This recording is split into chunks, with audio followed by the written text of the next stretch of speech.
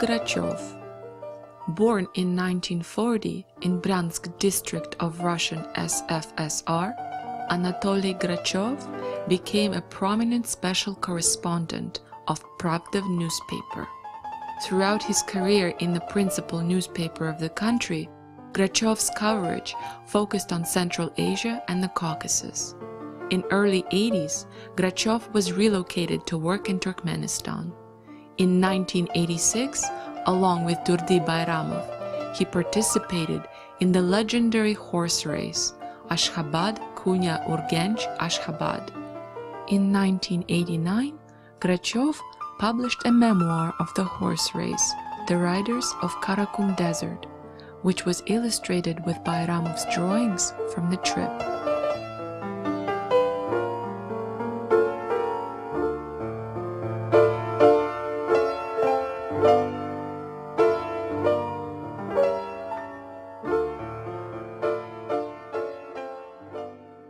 Он, когда начинает работать, он весь уходит в себя и в замысел. Тут его уже не отвлекай, ничего не спрашивай, он начинает работать. Вот это просто такое физическое напряжение чувствуется. И вот как он пишет, потом вот так смотрит, вот это фокусирует, лучше видно, и начинает работать. Совсем другой человек становится. Это тоже загадка творчества. Чтобы сосредоточиться, уловить в человеке все. Это ж надо какой талант иметь. Вот обычная кисть, раз, и человек похожий сидит как живой. Этот талант был ему, конечно, Аллахом дан, наверное. Философия по жизни у него была делать людям добро. Вот я у него спрашиваю, вот ты пишешь картины, о чем ты думаешь, когда заканчиваешь работу? Что это тебе дает? Он говорит, мне это дает вдохновение, во-первых, и какой-то взлет какой-то мечты. И мне так нравится, когда я заканчиваю работу, и вот чувствую, что мне нравится. А если еще тот, кто позирует, тому нравится, для меня это большая радость, большое счастье. Важнее всего в портрете у него было уловить характер человека. Вот каждый портрет, он, конечно, присматривался сначала к человеку, видимо, общался, как-то изучал его привычки, там все. И только после этого садился писать портрет. И вот он старался показать характер человека. И действительно у него это получалось. Вот, например, на цветах я говорю, почему ты цветы начал рисовать, писать так много? А вот ты знаешь, я, говорит, никогда не писал цветы. И когда начал, мне так понравилось. И я, говорит, сейчас много вот цветы, прямо подтянет меня цветы писать.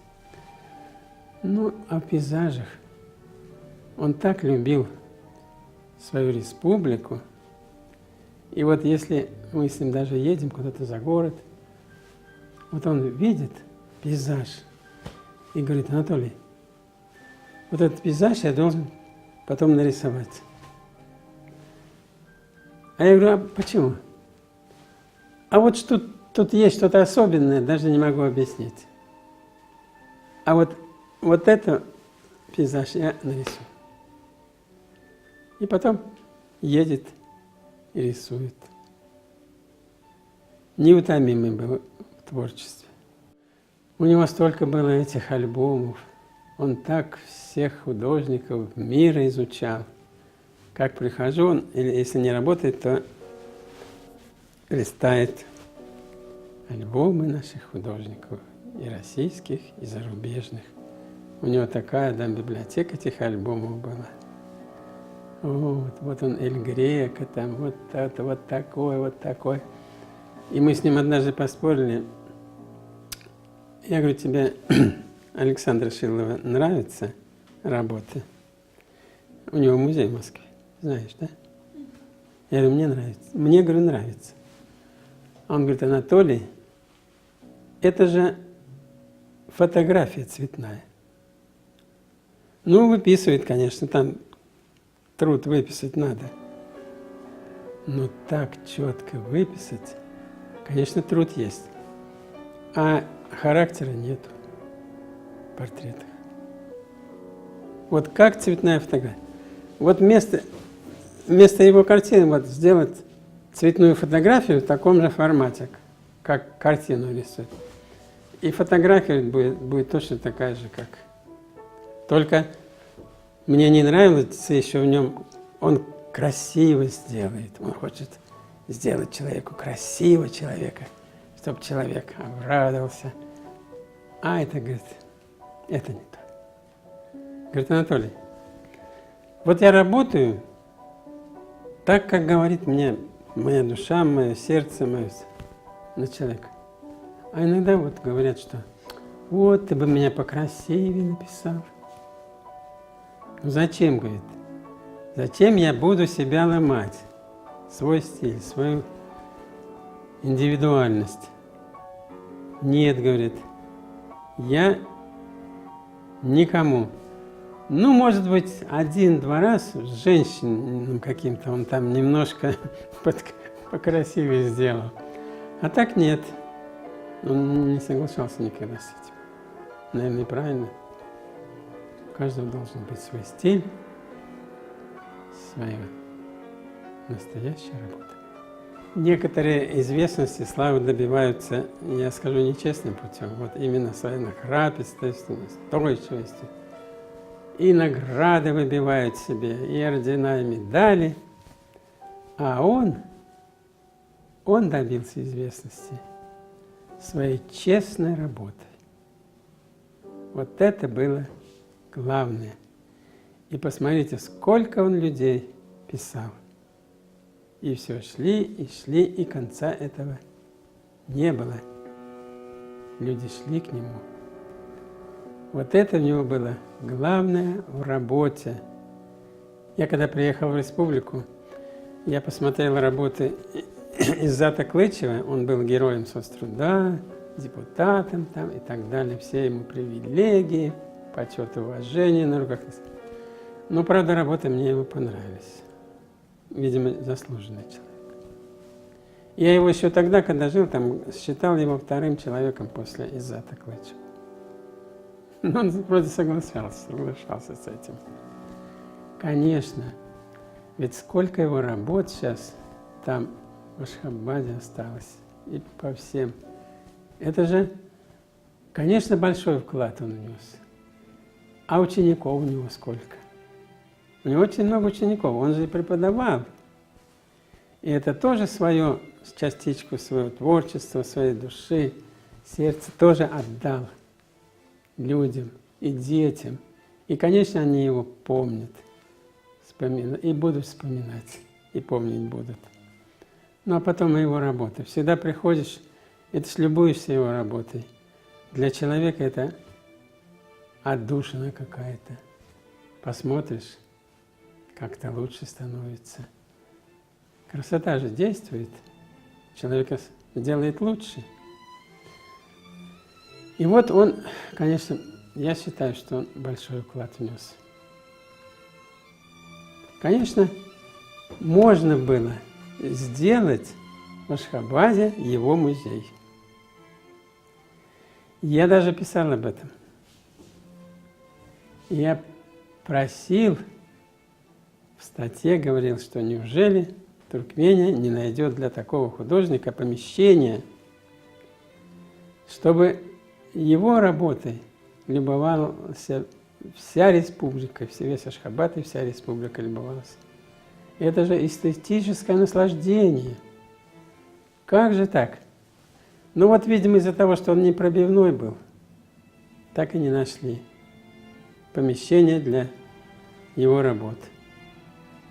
А хотя для других нашли. Значит, успели пробить, смогли пробить. Он вышел на мировой уровень уже. Теперь уже все. Теперь Кея будет его творчество пропагандировать по всему миру. Хорошо, если она сделает выставку в Москве и Санкт-Петербурге. Это будет здорово. Его еще это не забыли, но кто и подзабыл, вспомнит, что был в Туркмении такой удивительный художник, просто душевный человек, и его работы всегда будут смотреть и привлекать народ. Музею и фонду я пожелаю, чтобы он обрел и обретал все большую и большую известность.